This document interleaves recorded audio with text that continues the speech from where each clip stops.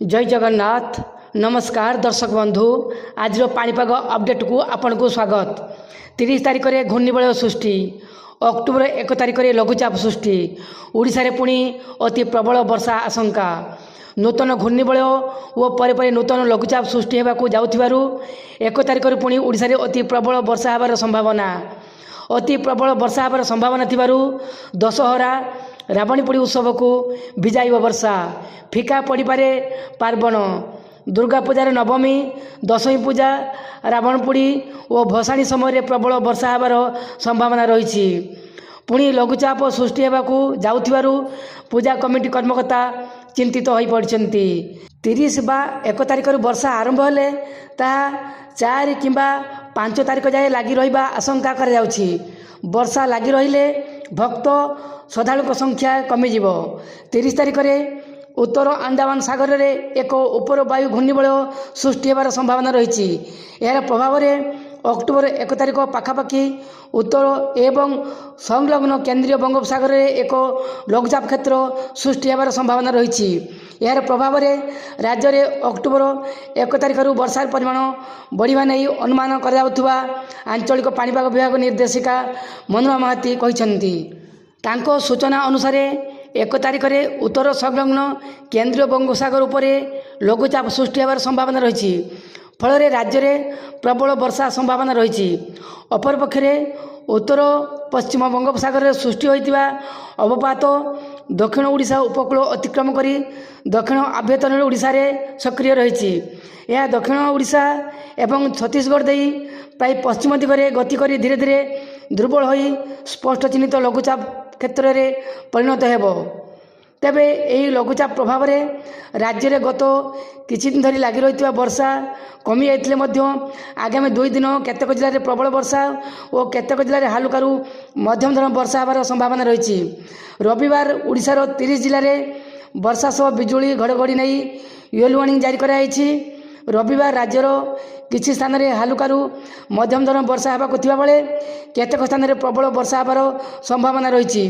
रविवार पर्यंत जारी पाणीपाग सूचना अनुसार नवरंगपुर, नुआपड़ा, बलांगीर, मयूरभंज, केन्दुझर, केन्द्रापड़ा, जयसिंहपुर, जाजपुर, बरगढ़, मालकानगिरी जिले में प्रबल वर्षा होबार संभावना रही। यही जिलागुड़िक हाराहारी 7 ରୁ 11 सेंटीमीटर पर्यंत वर्षा हो पारे। वर्षा समय 30 ରୁ 40 कि बेगर पवन बहबार संभावना रही।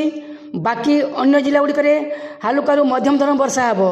सेहीपरि रविवार ठारू सोमवार सकाळ पर्यंत जारी पाणीपाग सूचना अनुसार बालेश्वर, भद्रक, जाजपुर, केन्द्रापड़ा, कटक, जयसिंहपुर, पुरी, खोर्धा, नयागढ़, गंजाम, गजपति जिले में हालुकारु मध्यम धरण वर्षा होगा नहीं येलो वार्निंग जारी कराई। बाकी अन्य 19 जिले में पाग शुखिला रहिबार संभावना रही। अर्थात अन्य 19 जिला को कौन सी वार्निंग नहीं। देखो मैप से जिला गुड़िक ग्रीन कलर कराई।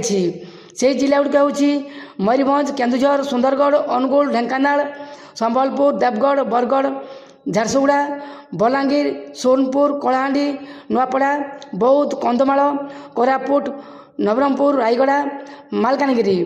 आसंता 2 दिन जाए उपकूल और उत्तर आभ्यंतर ओडिशार किछि स्थान में वर्षा नहीं येलो वार्निंग जारी कराई। दक्षिण पश्चिम और पश्चिम ओडिशार जिलागुड़िक कौन सी वार्निंग नहीं।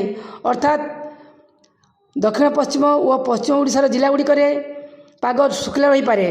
सेहीपरि सोमवार सकाळ ठारू मंगलवार सकाळ पर्यंत जारी पाणीपाग सूचना अनुसार बालेश्वर, भद्रक, जाजपुर, केन्द्रापड़ा, कटक, जयसिंहपुर, पुरी, खोर्धा, नयागढ़, गंजाम, गजपति, मयूरभंज, केन्दुझर जिले में हालुकारु मध्यम धरण वर्षा होगा नहीं येलो वार्निंग जारी कराई। बाकी अन्य 17 जिले में पाग शुखिला रहिबार संभावना रही। अर्थात अन्य 17 जिला को कौन सी वार्निंग नहीं। देखो मैप से जिलागुड़िक ग्रीन कलर कराई। से जिलागुड़िक हूँ सुंदरगढ़, अनुगुल, ढेंकानाल, संबलपुर, देवगढ़, बरगढ़, झारसुगुड़ा, बलांगीर, सोनपुर, कलाहांडी, नुआपड़ा, बौद्ध, कंधमाल, कोरापुट, नवरंगपुर, रायगड़ा, मालकानगिरी। आसंता 2 दिन जाए उपकूल और उत्तर आभ्यंतर ओडिशार किछि स्थान में वर्षा नहीं ୟେଲୋ ୱାର୍ଣ୍ଣିଂ ଜାରି କରାଯାଇଛି। ଦକ୍ଷିଣ ପଶ୍ଚିମ ଓ ପଶ୍ଚିମ ଓଡ଼ିଶାର ଜିଲ୍ଲାଗୁଡ଼ିକୁ କୌଣସି ୱାର୍ଣ୍ଣିଂ ନାହିଁ, ଅର୍ଥାତ୍ ସେହି ଜିଲ୍ଲାଗୁଡ଼ିକର ପାଗ ଶୁଖିଲା ରହିପାରେ। ତେବେ 2 ଦିନ ପରେ 30 ତାରିଖ କିମ୍ବା 1 ତାରିଖ ବେଳକୁ ବର୍ଷା ପୁଣି ବଢ଼ିବ। 30 ତାରିଖରେ ଘୂର୍ଣ୍ଣିବଳୟ ସୃଷ୍ଟି, ଅକ୍ଟୋବର 1ରେ ଲଘୁଚାପ ସୃଷ୍ଟି।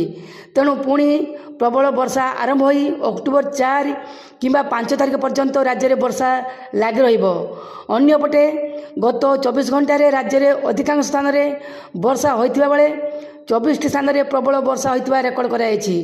ବଲାଙ୍ଗୀର ସାଲେଭଟାରେ ସର୍ବାଧିକ 123.2 ମିଲିମିଟର ବର୍ଷା ହୋଇଥିବା ରେକର୍ଡ କରାଯାଇଛି।